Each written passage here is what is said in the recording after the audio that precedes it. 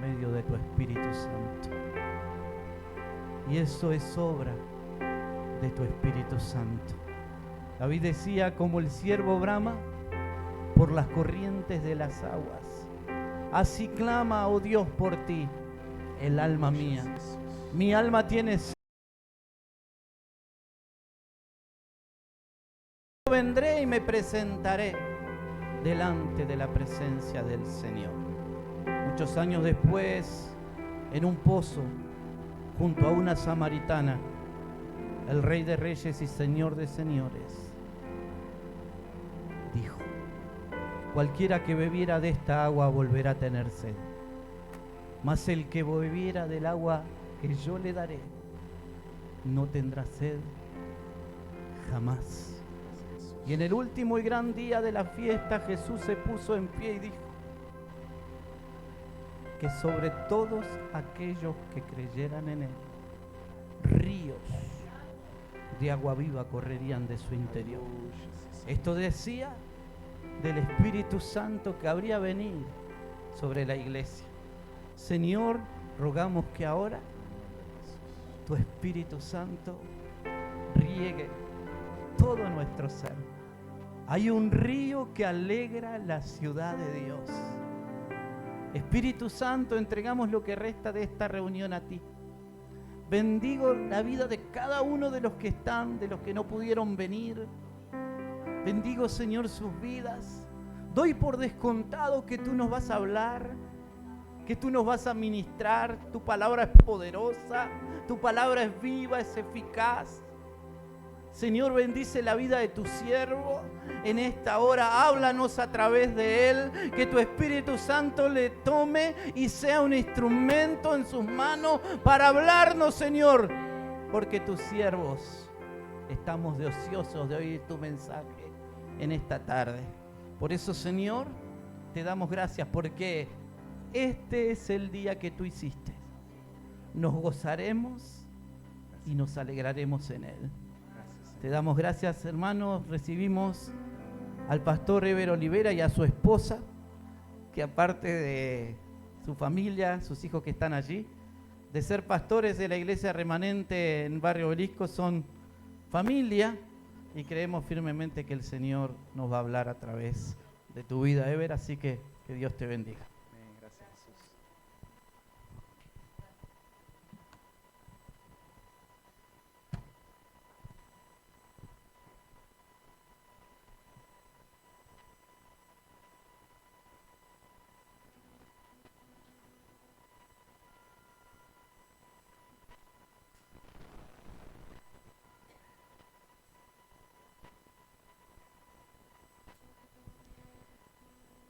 Muy buenas noches, buenas tardes, que el Señor les bendiga, gracias por la invitación, siempre es un placer poder compartir la palabra del Señor. Allí encontraremos bendición y vida eterna, ¿no? Allí encontraremos aliento para nuestras vidas, ¿no? Encontraremos fuerza, pero también corrección, también lineamiento, ¿no? GPS para nuestras vidas. Allí encontraremos justicia. Allí la palabra del Señor nos guiará para bien, en todos los casos. Generalmente siempre pretendemos una parte, pero sabemos que todas las partes son importantes, ¿no? Que aún la corrección de Dios es buena porque nos salva, porque nos libra de frustraciones, de fracasos y aún de la muerte. Vamos a leer y pensar, vamos a leer Lucas 18, versículo 9, parábola muy conocida. Y vamos a pensar en justicia por mano propia. En la vida cotidiana y en la vida común, todos somos y más en este tiempo que vivimos, muy proclives a hacer justicia por mano propia. Parece que siempre tenemos claro qué es lo que está pasando y por alguna razón nosotros siempre tenemos la razón, ¿no? Cuando hay un conflicto en el tránsito, el que se equivocó fue el otro y yo no, y él tuvo la culpa porque, y ahí tenemos toda una argumentación, e incluso peleamos por cosas que no son. Pero no solo en el tránsito, ni solamente con desconocidos, a veces peleamos entre conocidos, entre familias, los matrimonios, ¿no? ¿Qué pasa si el esposo y la esposa discuten por algo? Y en plena discusión te das cuenta que estás equivocado. ¿Qué haces? La hermana pide perdón, yo muero con las botas puestas, ¿no? Porque está difícil después que uno ha encarado y ha dicho y ha puesto recursos y fuerza ahí, darse cuenta que uno estaba equivocado. Y bueno, lo que deberíamos hacer, lo que dice la hermana, es decir, me equivoqué. Pero en el tránsito tampoco lo hacemos. Y en la vida tampoco lo hacemos. Esta parábola, yo creo que Jesús cuando contó esta parábola, cuando dijo esto que vamos a leer ahora, debe haber dicho, esto es una historia que no sucedió, no, él creó una historia para hablar, ¿no? Es una parábola. Pero debe haber dicho cualquier parecido con la realidad es pura coincidencia, dijo, ¿no? Porque seguramente, si bien esta historia no era una historia real que estaba sucediendo, todos habrán dicho, y lo hemos visto. Lo hemos visto de alguien que lo hizo, porque siempre lo vemos de alguien que lo hizo, ¿no? Cuando siempre decimos es para un amigo. Cuando hacemos una pregunta incómoda decimos, pregunto por un amigo. O lo habían visto en sí mismos, que lo habían hecho, lo habían vivido. Y por eso que la palabra de Dios impacta, porque siempre nos ubica en la escena del crimen. Nos ubica en el momento mismo de las circunstancias. ¿Para qué? Para reflexión, para cambio, para transformación. Para poder de Dios en el momento que necesitamos bajar la cabeza y decir perdón, o reconocer que estoy equivocado, o reconocer que fui el culpable, cosa que es antinatural en la vida del ser humano. Nadie quiere tener la culpa. ¿Qué pasó, Adán? La mujer. ¿Qué pasó, Eva? La serpiente. Y Dios obviamente que estaba mirando todo esto. Parábola del fariseo y el publicano, Lucas 18, versículo 9 al 14, dice así: a unos que confiaban en sí mismos como justos y menospreciaban a los otros, dijo también esta parábola. Lo que dije, ¿no? La historia no era verdadera, pero el Señor estaba mirando corazones. Y dijo, versículo 10, 2 hombres subieron al templo a orar. Uno era fariseo y el otro publicano. El fariseo, puesto en pie, oraba consigo mismo de esta manera: Dios, te doy gracias porque no soy como los otros hombres, ladrones, injustos, adúlteros, ni como este publicano, ni aún como este publicano. Ayuno 2 veces a la semana, doy diezmos de todo lo que gano. Versículo 13 dice, mas el publicano, estando lejos, no quería ni aún alzar los ojos al cielo, sino que se golpeaba el pecho diciendo, Dios, sé propicio a mi pecador.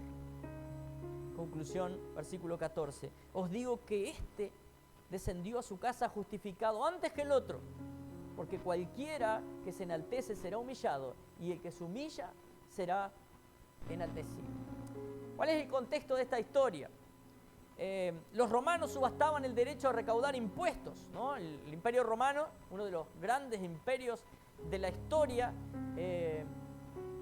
como todos los otros, y se terminaron los imperios y seguimos en la misma vuelta, recaudaban impuestos.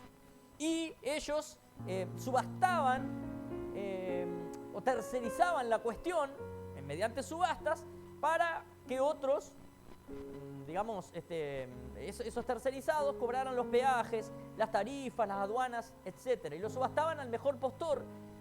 Y eran estos agentes los que colectaban esos impuestos, ¿sí? Era un negocio.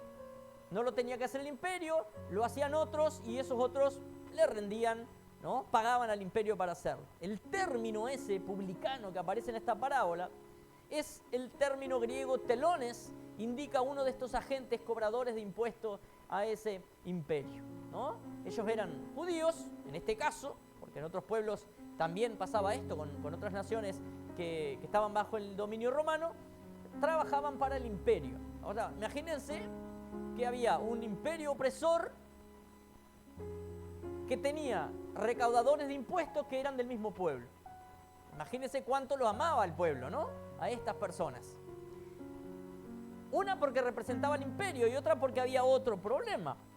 Porque para operar en este negocio, que le fuera rentable, tenían que colectar más de lo que pagaban en las subastas. Nadie va a hacer un negocio para perder. Entonces esto lo que hacían era, bueno, yo pagué tanto, ahora tengo que recaudar tanto. Yo pago tanto por mes, tengo que recaudar más de eso. Entonces, ¿qué cobro? Bueno, cobro el impuesto que debería ser pagado y, bueno, y la comisión. Solo que siempre nos pasa que, bueno, nos merecemos un poquito más, ¿no? Queremos ganar un poquito más. Entonces estas personas eran odiadas primero porque creo que nadie ama a alguien que te cobra impuestos, ¿no?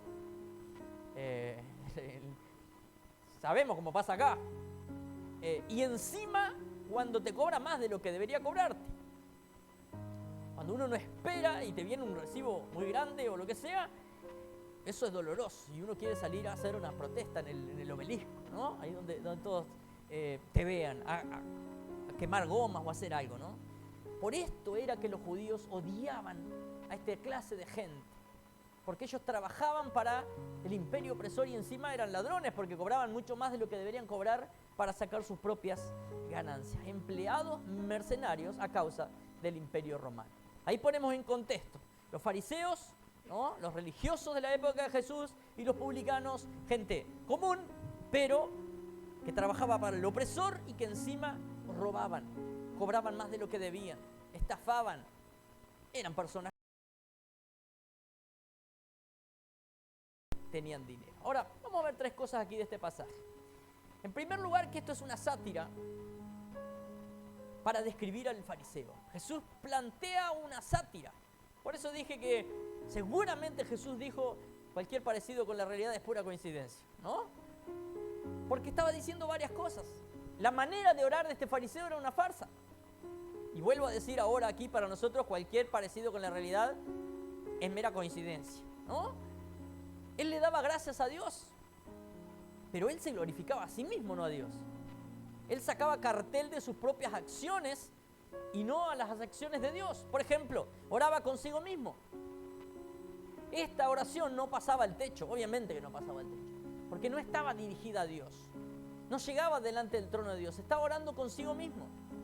Estaba hablando y escuchando cosas que le hacían enorgullecerse de lo que escuchaba. Qué lindo es escuchar cosas lindas. Y si nadie nos dice, y bueno, nos las decimos nosotros. Y este lo hacía así. Ya qué bueno que soy, qué cantidad de cosas lindas que hago, ¿no? Constante uso de la primera persona. Aparece en el pasaje siempre el yo. La palabra yo en el griego es ego. Una palabra muy interesante, ¿no? Ego. ¿Qué significa la palabra yo? Me he dado cuenta que si en nuestras frases, oraciones, conversaciones, etcétera, aparece demasiadas veces la palabra yo, hay algo que no está funcionando bien. Si en nuestras relaciones, en nuestra iglesia, en nuestra congregación aparece demasiado la palabra yo, hay algo que no está bien. Primero para cuando nos referimos a Dios, ¿no? Y este decía, porque yo hago esto y yo hago aquello, ¿no? Y segundo, en nuestras relaciones con los hermanos. La lista de pecados, curiosa lista de pecados. Algunos pecados como para llamar la atención, ¿no? De esos gruesos, grandes, porque dice ladrones. Cualquiera puede decir, bueno, estas cosas son pecados, están mal delante de Dios. No solamente porque Dios lo considera pecado.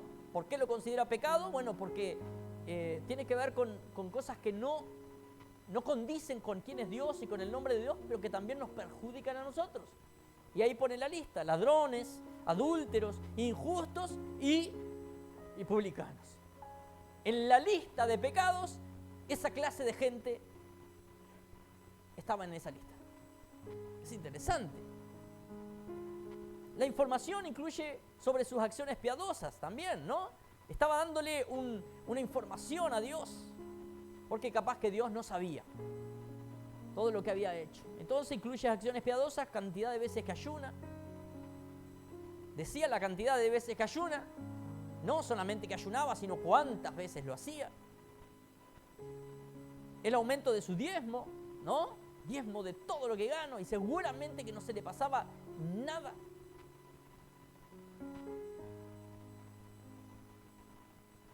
Pasaba en estos días que... Bueno, me da una historia que no la voy a contar.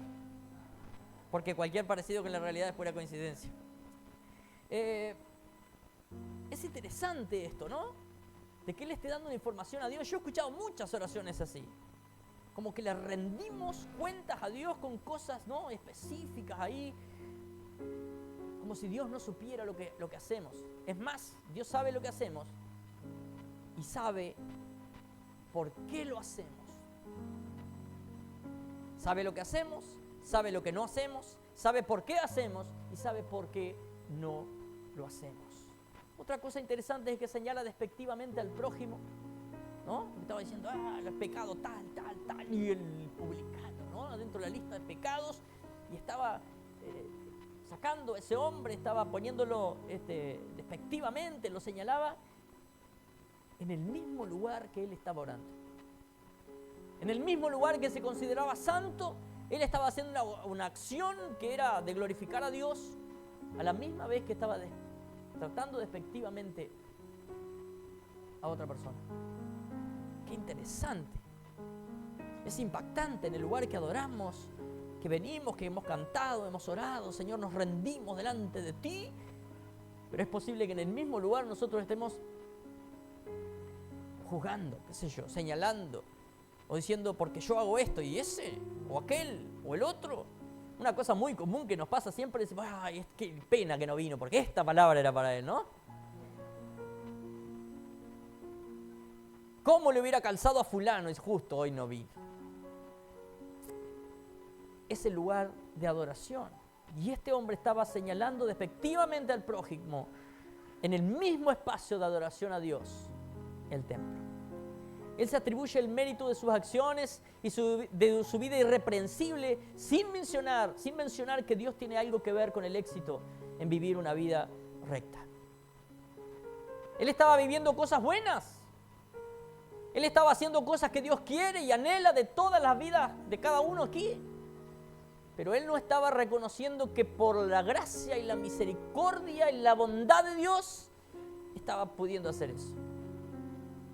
Porque cuando hacemos algo, hermanos, cuando decimos, bueno, mejoré, cambié, tengo otra perspectiva, tengo otra disciplina, no es por voluntad humana, no es por fuerza humana, simplemente es por misericordia del Señor. Y él estaba diciendo, yo hago y esto y aquello, pero no estaba reconociendo que Dios tenía que ver con el éxito en vivir una vida recta.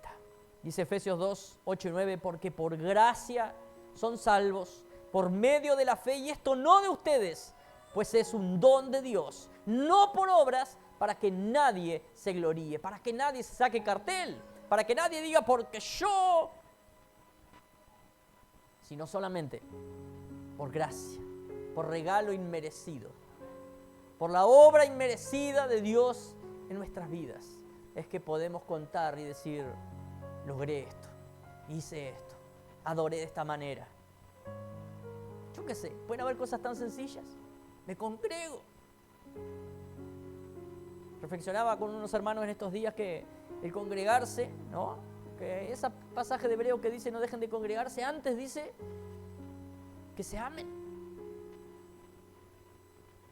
Dice que se ayuden, que se estimulen en las buenas obras. Entonces, pensando en ese pasaje, digo, bueno, yo no beneficio a la iglesia. Algo puedo beneficiar, pero la iglesia me beneficia a mí. Algo puedo bendecir, pero la iglesia me bendice a mí. La comunión me bendice. Porque aquí podemos venir entre todos y ahí ponernos codo a codo. Ya sabemos que un día tenemos para alabar y otro día para llorar. Un día tenemos para agradecer y otro para clamar. Porque todos vivimos circunstancias duras, difíciles. Y ahí es donde está el pueblo, ahí es donde está la comunión, ahí es donde hace grande el hecho de no dejen de congregarse. Porque por gracia hemos recibido la salvación por medio de la fe. En segundo lugar, una comparación interesante. Jesús en esta parábola presenta y compara. Miren, el fariseo hace una oración larga. En el original, en el griego, lleva 29 palabras la oración del fariseo, ¿no? Hace toda una... Es una oración que se nota, que se ve, prolija. dice todo lo que tiene que decir, ¿no? Estaría pensada esa oración, era linda. El publicano, 6 palabras en el original, una oración cortita y al pie, y fue para lo que dio. El fariseo en su oración lo presenta como el actor principal y Dios como el complementario indirecto. Yo te doy gracias, dice, ¿no? Yo te doy gracias a ti. Y de nuevo, ¿no? El yo. La vinculación del ego de la persona frente a el que lo estaba escuchando. Y el que lo estaba escuchando era nada más ni nada menos que Dios. El publicano invierte la gramática. Cuando Jesús cuenta la historia, invierte la gramática, ¿no? El efecto es que Dios es el actor principal y él, el publicano, el complemento indirecto. Sé tú propicio a mí, ¿no? Pone a Dios en primer lugar. Qué interesante, porque esto es una oración, esto es una cosita nada, pero esto tenía que ver con actitud de vida. Este fariseo ficticio no era solo acá así, era en todos lados. Y este publicano, supongo que también sería en todos lados. El primer versículo y el último indican la actitud que causa la inversión del resultado esperado. No es simplemente unas palabras, no lo puso así por casualidad. Jesús tenía una intención directa de tocar con esos corazones. El primer versículo dice, unos que confían en sí mismos como justos y menosprecian a los otros. Y el último versículo dice, el que se humilla será enaltecido. Interesante, porque todos queremos ser enaltecidos, todos queremos ser, que el Señor nos tenga en cuenta, que el Señor nos bendiga, que nos levante, que nos haga ver. Bueno, la palabra es clara en cuál es el camino. ¿Cuál es el camino? Dice 1 Pedro 5:6, humillaos pues bajo la poderosa mano de Dios, para que Él os exalte cuando fuere tiempo. Uno puede exaltarse y lo hacemos, ¿no? Tratamos, siempre que podemos, tratar de levantar cartel, ¿no? De sacar el cartel, de que nos vean.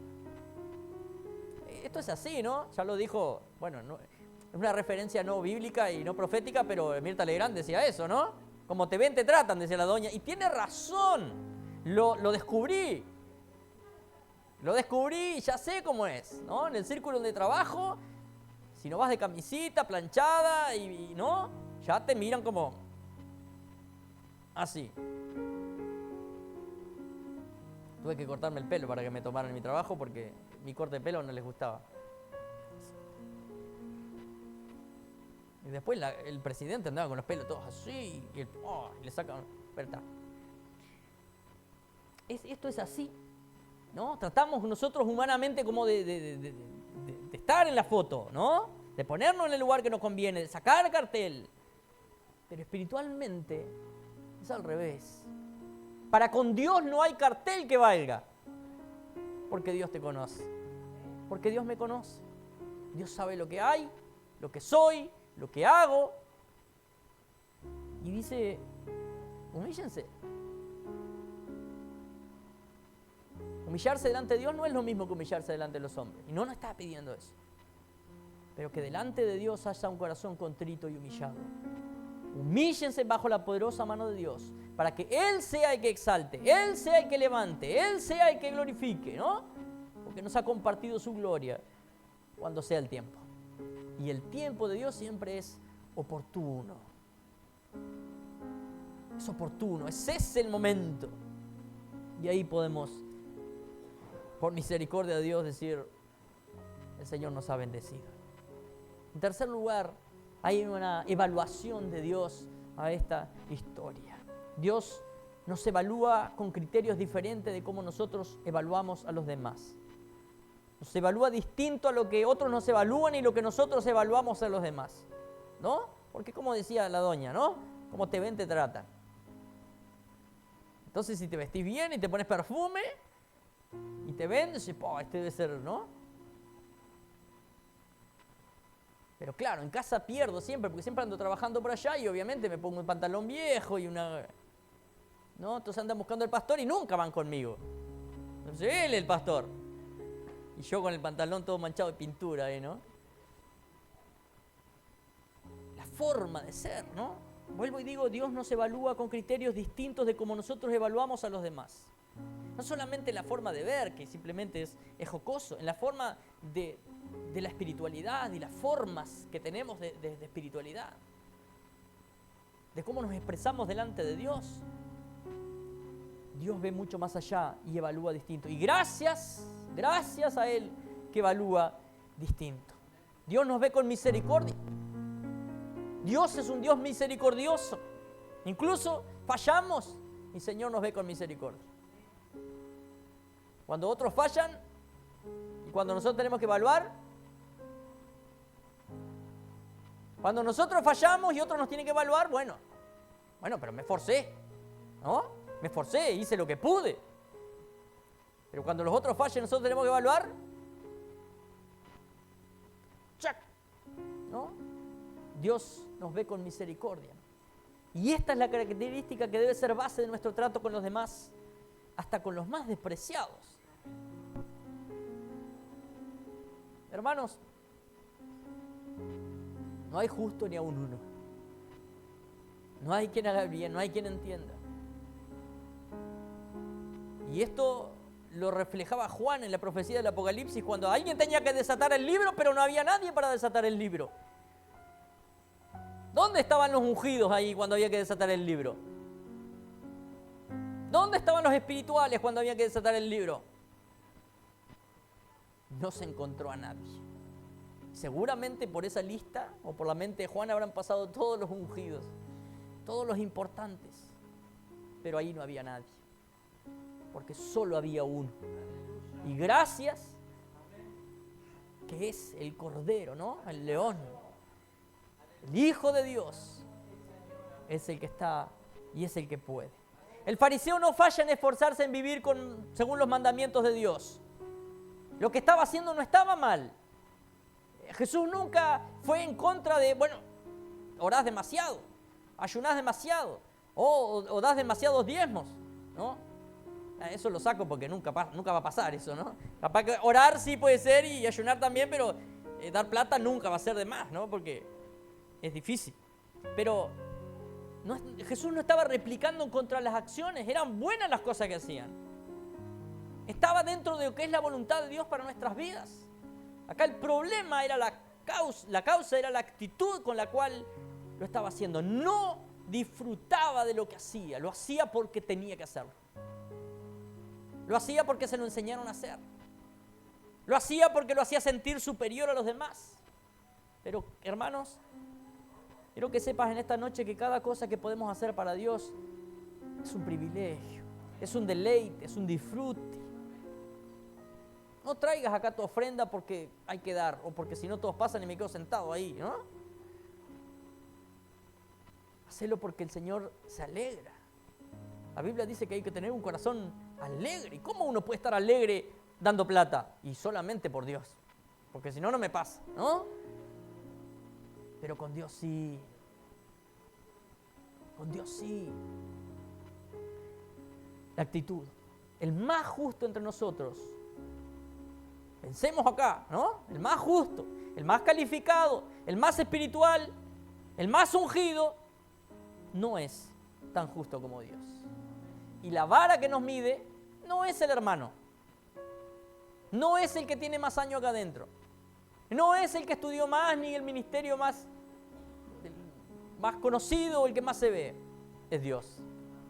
Entonces todos y cada uno de nosotros no llegamos. Nos falta.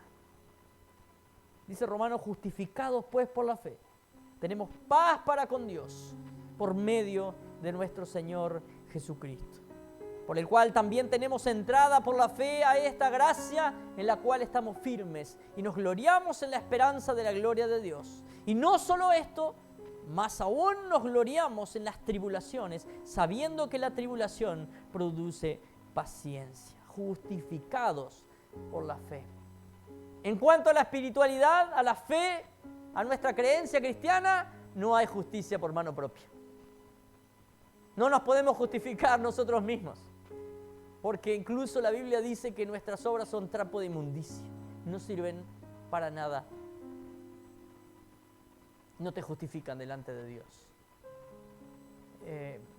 En mi vida pasada yo siempre fui religioso, digamos, ¿no? Siempre fui creyente, deísta, ¿no? Entonces vivíamos en un mundo donde hay que hacer esto, donde hay que hacer aquello. Y ahí en mi casa siempre había una vela para prender, a veces blanca porque era cristiana y a veces de 3 colores ahí porque lo que nos mata engorda, decía la abuela. Y teníamos cosas por acá y cosas por allá y había que pagar promesas y había que colgar la herradura. Mi padre era herrero, herradura había... No faltaba herradura en mi casa, ¿no? Y en mi casa iban los mormones, íbamos a la misa católica, y iba el evangélico, y nosotros íbamos al espiritismo,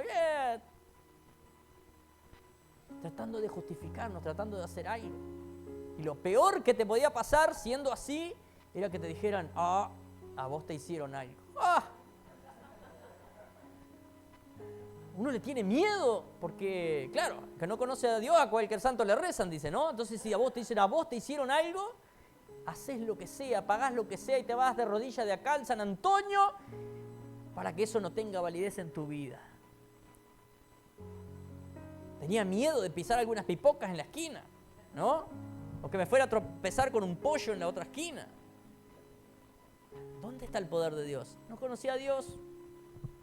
Porque el día que uno conoce a Dios, Él es tu guardador, Él es tu sombra a tu mano derecha.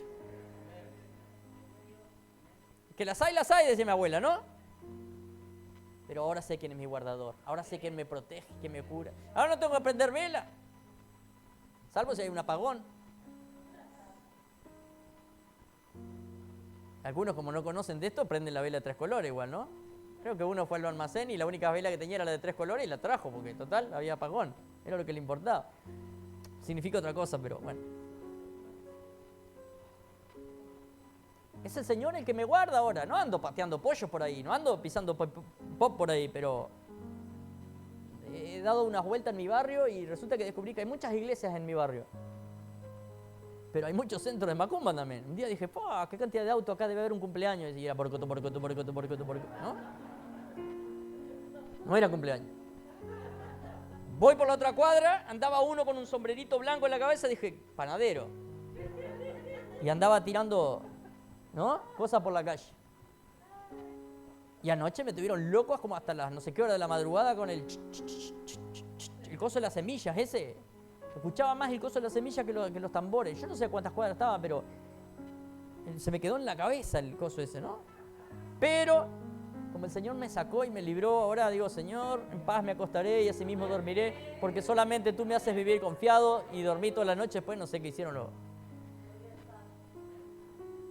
Ahora también reflexionaba el hecho de que ellos lo hacen y todos cantan, ¿no? Y todos caen, y todos participan, y todos aplauden, y todos golpean, no sé qué hacen ahí. Y todos participan, nosotros decimos, no, yo me da vergüenza ese, ¿no? Algunos queríamos hacer un coro en la iglesia y le digo, venga, vamos, no, yo no sé cantar. Bueno, pasá y hace así. Porque al menos hay unos cuantos y se ve lindo, ¿no? Y que canten los que tienen que cantar, y nosotros... ¿Por qué? Porque bueno, mi corazón está dispuesto al Señor y a servir al Señor. Y sabe mis debilidades. Y sabe mis inaptitudes, ¿no? Sabe que no soy apto para todo. Pero acá estoy, Señor. Acá estoy. No tengo la lista del fariseo ni cerca. Y si la tengo, Él la sabe. Y no la tengo que publicar. Y no tengo que cuestionar la vida de otros en base a mis experiencias, porque por misericordia y gracia el Señor me ha dejado vivir alguna cosa.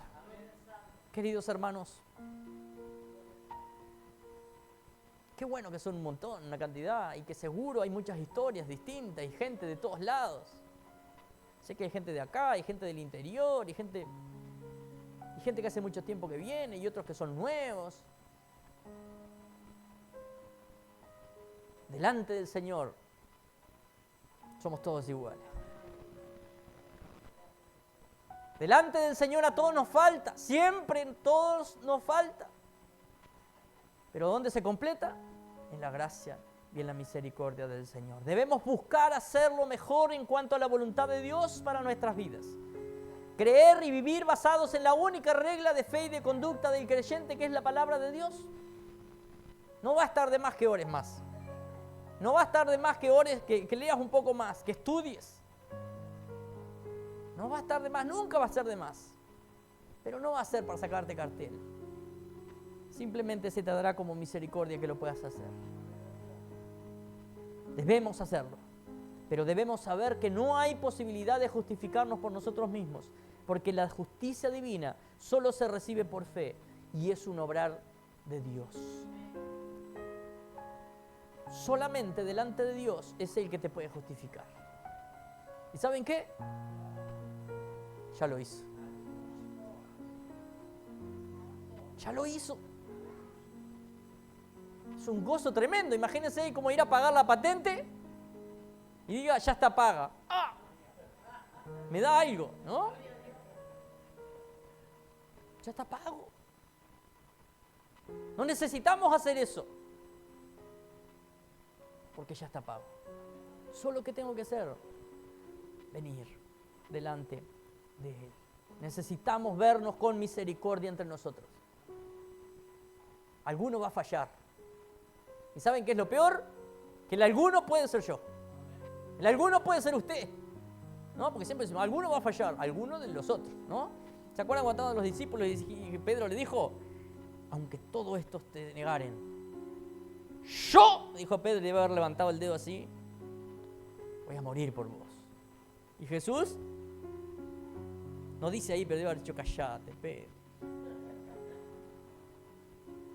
Antes de que cante el gallo, te vas a negar varias veces.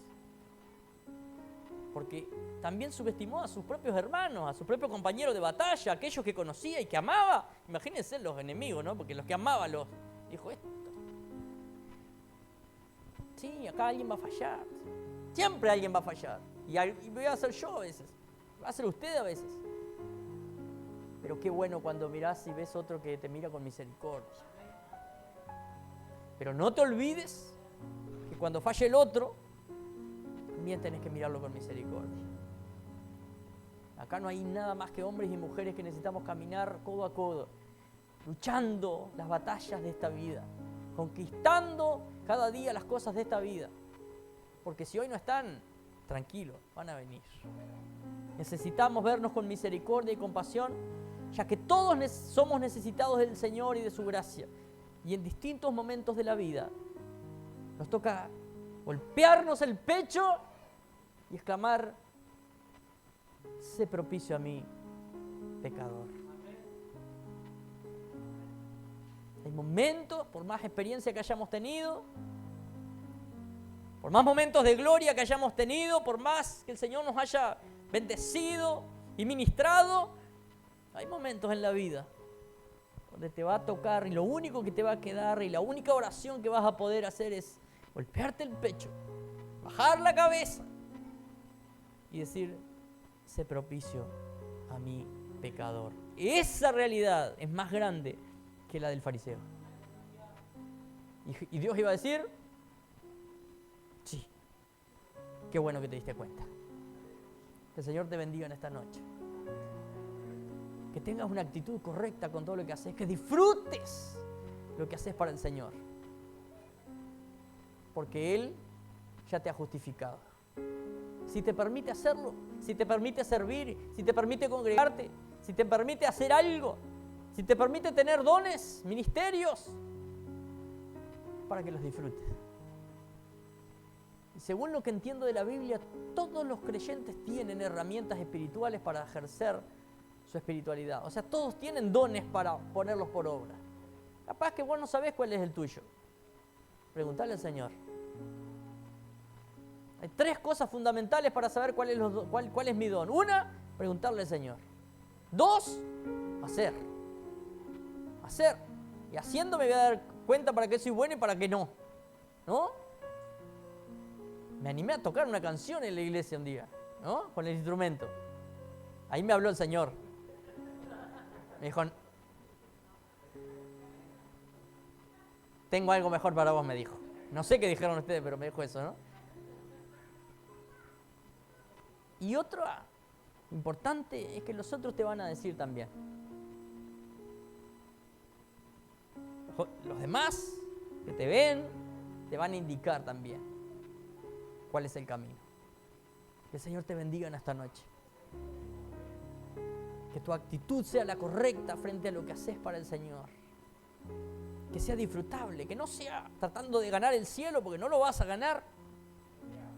Él ya lo ganó y lo pone delante de nosotros. No tratando de justificarte para con Dios, porque Dios te mira y te dice, deja, Pedro, deja. Él te conoce. Disfrútalo, porque el Señor ha hecho la obra. Él te ha justificado. Y ya somos justos. Oramos en esta noche.